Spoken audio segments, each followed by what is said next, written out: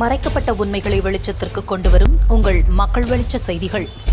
வணக்கம். வேம்பூண்டியில் போதை மாத்திரைகள் விற்பனை முயற்சி. 390 போதை மாத்திரைகள் கஞ்சாவுடன் வாலிபர் கைது. விழுப்புரம் மாவட்டம் வெள்ளிமேடுபேட்டை காவல் நிலைய எல்லைக்குட்பட்ட வேம்பூண்டி கிராமத்தில் போதை மாத்திரைகள் விற்பனை செய்ய முயன்ற வாலிபரை போலீசார் கைது செய்தனர். அவரிடமிருந்து 390 போதை மாத்திரைகள், 30 கிராம் கஞ்சா, 2 சிரிஞ்சுகள் மற்றும் ஒரு செல்போன் பறிமுதல் செய்யப்பட்டது. வேம்பூண்டி பகுதியில் போதை மாத்திரைகள் விற்பனை நடைபெறுவதாக போலீசாருக்கு ரகசிய தகவல் கிடைத்தது.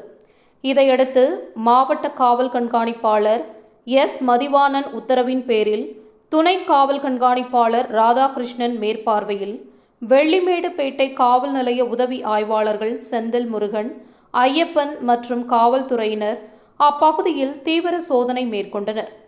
அப்போது வேம்பூண்டி கிராமத்தில் வசந்தா என்பவரது வீட்டின் அருகே சந்தேகத்திற்கிடமான முறையில் நின்றிருந்த ஒருவரை பிடித்து விசாரணை நடத்தினர். விசாரணையில் அவர் சென்னை ஆதம்பாக்கம் அம்பேத்கர் நகரை சேர்ந்த வேலு என்ற சாமுவேல், வயது 26 என்பது தெரியவந்தது.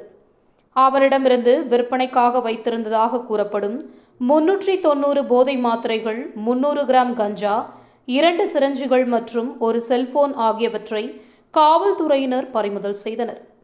இதுகுறித்து வெள்ளிமேடுபேட்டை போலீசார் வழக்கு பதிவு செய்து கைது செய்யப்பட்ட சாமுவேலை நீதிமன்றத்தில் ஆஜர்படுத்தி நீதிமன்ற காவலுக்கு அனுப்பினர்.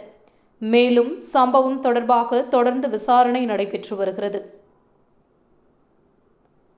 மக்கள் வெளிச்சம் செய்திகளுக்காக விழுப்புரம் மாவட்ட புகைப்பட கலைஞர் பா. விஜய்.